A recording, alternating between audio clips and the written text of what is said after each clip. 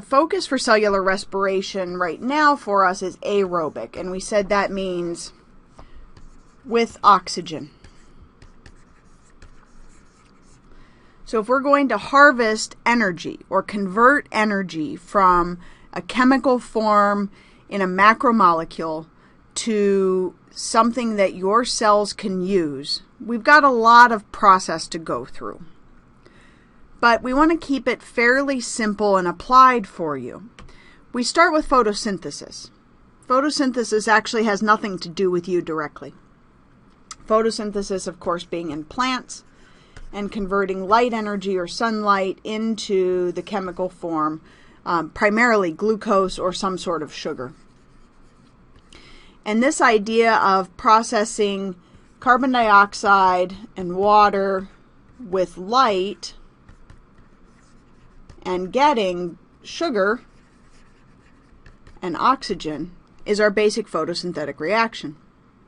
Cell respiration, on the other hand, takes sugar and oxygen and produces carbon dioxide and water. No, you don't produce any light, sorry, but you do produce heat. So this cellular respiration process occurs in our mitochondria in the eukaryotes. And while prokaryotes or bacteria do cell respiration, they do it a little bit differently because they don't have mitochondria, right? We've talked about that. So they have to do the process a little bit differently. But they're still going to do the same basic process of breaking down a sugar into CO2 and water. Now, in this process, our hope is that we do this efficiently and that your cell is able to capture some of that energy from the breaking of the sugar bonds and actually store it as ATP.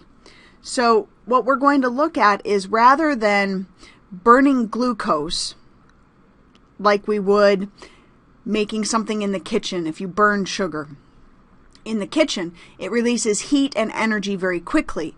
That is not an efficient way or an effective way for you to store energy. So we have to take that and very methodically break down that glucose, and with every step store as much energy as we can. And so that stored energy or potential energy is in the form of ATP.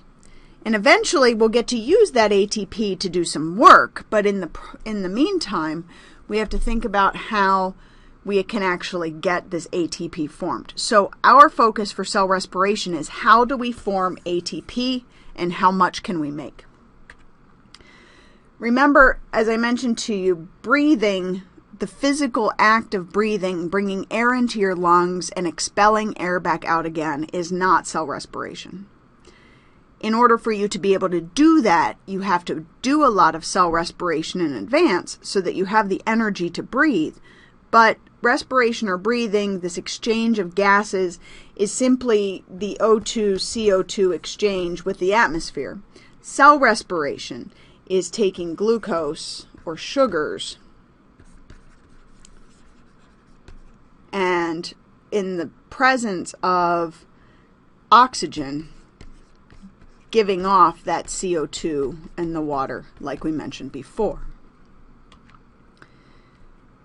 So when we look at breathing and cell respiration, they are certainly interconnected. You have to bring in oxygen to your cells so they can do cell respiration. So the whole reason you breathe is to bring in oxygen to your cells so they can do cellular respiration.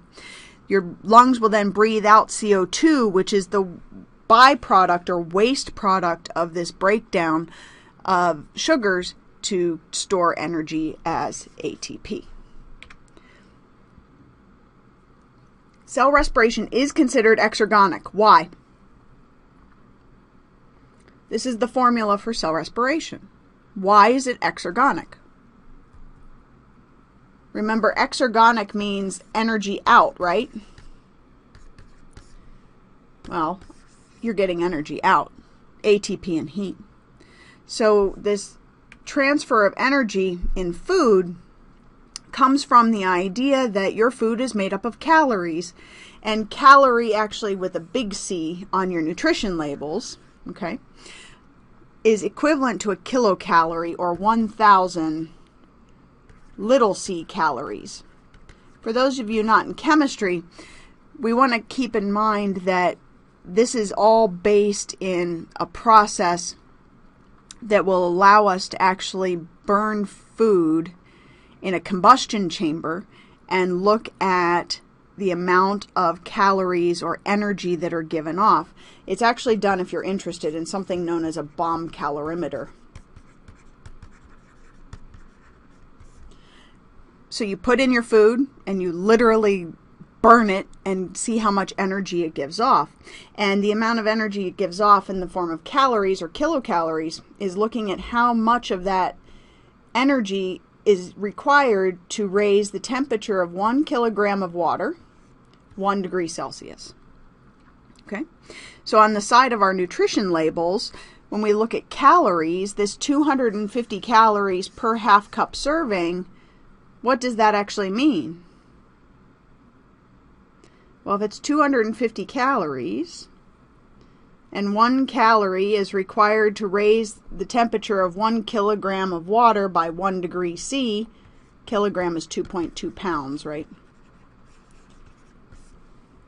My Ben & Jerry's ice cream down here is actually pretty full of calories, right? It's going to actually be able to release a lot of energy. But the problem is, how do we get your cells to store that energy effectively? You burn a lot of calories. So these are average calories burned in a 150-pound person running versus dancing versus sitting and writing. So yes, when you are taking notes, you are burning calories, just not quite at the same level. Now, these have subtracted out what we call BMR, or basal metabolic rate. So this is the amount of energy required to keep your vital functions going. So breathing, heartbeat, things like that. Okay? So just to give you kind of a sense.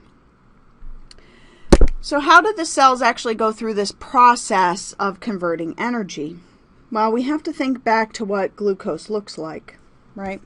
It was our 6-carbon ring. It had some oxygens. And the idea that this transfer of energy by the breaking of bonds is what we're interested in. So we've got to break down this sugar ring 1 carbon bond at a time. Now, if you simply burn it, like we said, if you light sugar on fire, sugar plus fire equals flames, and heat and light. None of these things are potential energy for you. So we have to find a better way to do it. And the better way to do it is to break down very methodically, like we said, 1 carbon bond at a time, releasing small amounts of energy that we can hopefully capture and store as ATP, or potential cellular energy.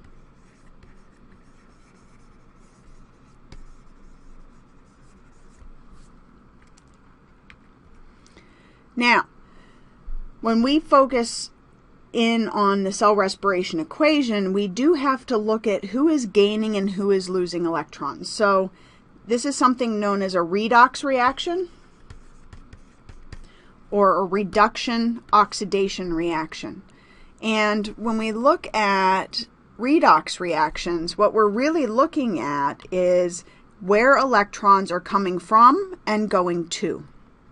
So if my green guy over here is giving up electrons to the orange guy, so we are subtracting a negative electron from this guy, and we're adding a negative electron to this guy, what's going to happen to our charges?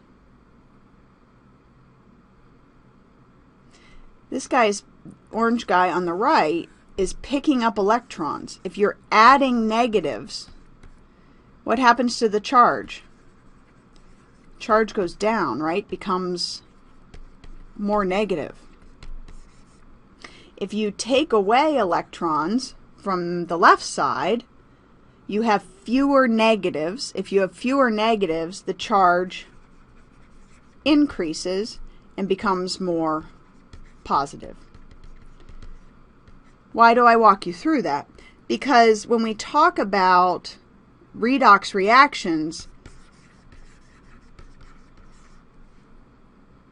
the circle on the right would be reduced because it's picking up electrons. This is always very hard for students. If you are accepting electrons, you are reduced. That doesn't seem right. If you're accepting electrons, why are you reduced? Your charge is reduced. It's decreased, it's more negative. If you're giving up electrons, you become what we call oxidized. This is important to keep track of as we talk about these different reactions as we go.